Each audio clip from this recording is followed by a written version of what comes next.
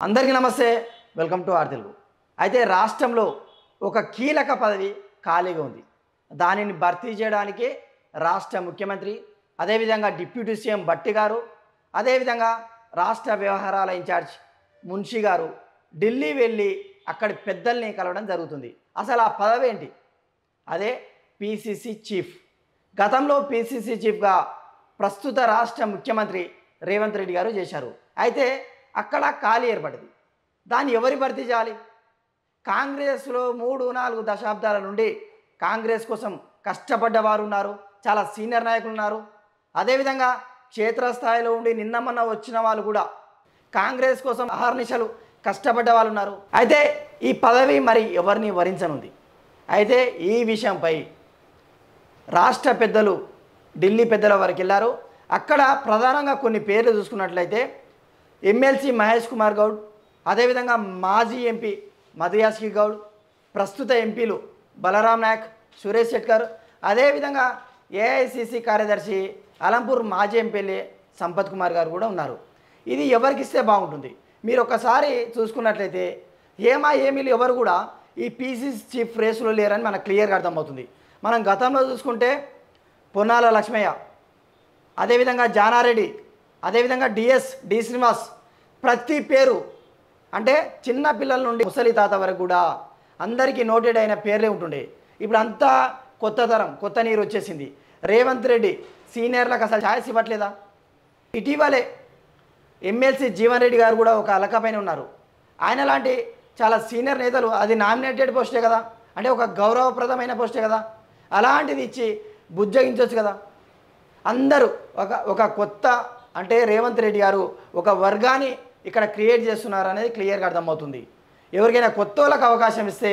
మళ్ళీ అధికారం వాళ్ళ చేతుల్లోకి వెళ్తుందేమో ఇదే పనిలో భాగంగా ఆయన కాంగ్రెస్ ఆకర్షి స్టార్ట్ చేశాడు ఎమ్మెల్యేలను కొనుగోలు చేస్తున్నాడు ఆయన సపరేట్ వర్గం చేసుకోవాలని ఆలోచిస్తున్నాడేమో అందుకే ఇప్పుడు కూడా ఆయన నచ్చిన ఆయన మెచ్చిన వ్యక్తికే పిసిసి చీఫ్ రానుందనేది క్లియర్గా అర్థమవుతుంది అయితే చాలామంది కోరిక ఏంటంటే ఎలాగూ సీనియర్లు లేరు పోటీలో ఎందుకంటే వాళ్ళకి ఎలాగూ రాదని ఈ రేవంత్ రెడ్డి ఉన్నంత వరకు సీనియర్లకు అవకాశం ఇవ్వడనుకున్నారో ఏమో కానీ ఆ సీనియర్లు ఎలాగూ రేసులో లేరు కనీసం ఉన్న వాళ్ళలో ఎవరికి ఇవ్వాలంటే ఇద్దరు దళితులు కొట్లాడుతున్నారు ఒకరు సంపత్ కుమార్ అదేవిధంగా మరొకరు అద్దంకి దయాకర్ వీళ్ళిద్దరూ ప్రతిపక్షంలో ఉన్నప్పుడు కూడా అధికార పక్షం వైపు ఉన్న వాళ్ళను గడగడలాడిస్తూ మాట్లాడుకుంటూ స్పోక్ పర్సన్స్గా టీవీ డిబేట్లలో వాళ్ళ స్టైల్లో వాళ్ళు విమర్శిస్తూ ఎప్పటికప్పుడు కాంగ్రెస్ కార్యకర్తలను ఉత్తేజపరుస్తూ ఏ విధంగానైనా సరే కాంగ్రెస్ అధికారంలోకి రావాలని కోరుకునే వ్యక్తుల్లో ముఖ్యులు వీరిద్దరు ఇంకోటి యువకులు దళితులు వీరికి ఇస్తే బాగుంటుందని చాలామంది కాంగ్రెస్ కార్యకర్తలు కూడా కోరుకుంటున్నారు కాదు ముక్కు ముఖం తెలియని వాళ్ళ పేర్లు చెప్పి ఇంతో అంతో డబ్బులకు ఆశపడి అలాంటి నామినేటెడ్ పోస్టులు కూడా ఇచ్చుకుంటే మాత్రం ఇది చాలా బాధాకరమైన విషయం లేదు ఇలాంటి యువకులకు ఇవ్వము అంటే ఎప్పటి నుంచో కష్టపడ్డ ఎమ్మెల్సీ జీవన్ రెడ్డి లాంటి వాళ్ళకి ఇవ్వాలి తప్ప ఈ కొత్త వ్యక్తులకు ఇచ్చి అంటే ఇప్పుడు మధుయాష్ గౌడ్ ఎంపీగా ఓడిపోయాడు మొన్న కాంగ్రెస్ వేవ్ ఉన్నా కూడా ఓడిపోయాడు ఆయన ఏ మోకం పెట్టుకొని పిసిసి చీఫ్ అడుగుతున్నాడు ఇంకా హైలైట్ విషయం ఏంటంటే మంత్రి సీతక్క అదేవిధంగా డిప్యూటీ సీఎం భట్టి గారు కూడా